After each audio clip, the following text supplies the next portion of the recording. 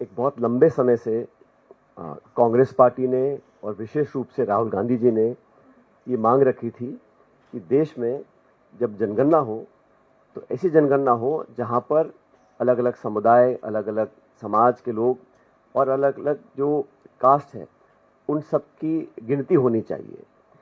और ये मांग राहुल जी ने सदन के अंदर, सदन के बाहर, अपनी यात्राओं में, अपने पब्लिक मीटिंग्स में बार बार दोहराई। उसका मुख्य मुद्दा ये था कि देश में जहां से नीतियां निर्माण होती हैं, जहां से संसाधन आवंटित होते हैं, जहां से प्रोग्राम्स और पॉलिसी बनती हैं, राज्य सरकार और केंद्र सरकार इनके पास वो आंकड़े नहीं रहते जिससे टारगेटेड इंटरवेंशन कर सकते हैं। और जाति जनगणना का जो इशू था, इसको कांग्रेस पार्टी ने बहुत बढ़ चढ़ के उठाया। इसीलिए उठाया था कि हम इस बात को जान सकें कि देश के किस कोने में किस समाज के लोग किन हालात में रह रहे हैं, उनकी शैक्षिक, सामाजिक क्या परिस्थितियां हैं, क्या वो लोग, समाज का वो तबका सरकार के दी गई नीतियां, बजट, पैसा, सुविधाएं, स्कीम्स, प्रोग्राम्स, क्या वो लाभ उठा पा रहे हैं कि नहीं उठा पा रहे हैं। तो राहुल जी बोलते थे कि हम देश का एक्सरे चाहते हैं। उसका मुख्य उद्देश्य ये था कि हम लोग देश की वास्तविक स्थिति जान सकें, कितने लोगों की कितनी भागीदारी है, किस हालात में वो रह रहे हैं, कहाँ और काम करने की जरूरत है, कहाँ में सफलता मिली है और कहाँ हम असफल रहे हैं। ये पूरी जानकारी प्राप्त करने के लिए जाति जनगणना बहुत जरूरी थी।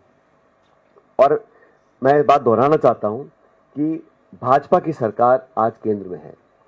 भारतीय जनता पार्टी ने और वर्तमान प्रधानमंत्री जी ने कई बार कहा कि जाति जनगणना की जो मांग कर रहे हैं वो अर्बन नक्सली हैं।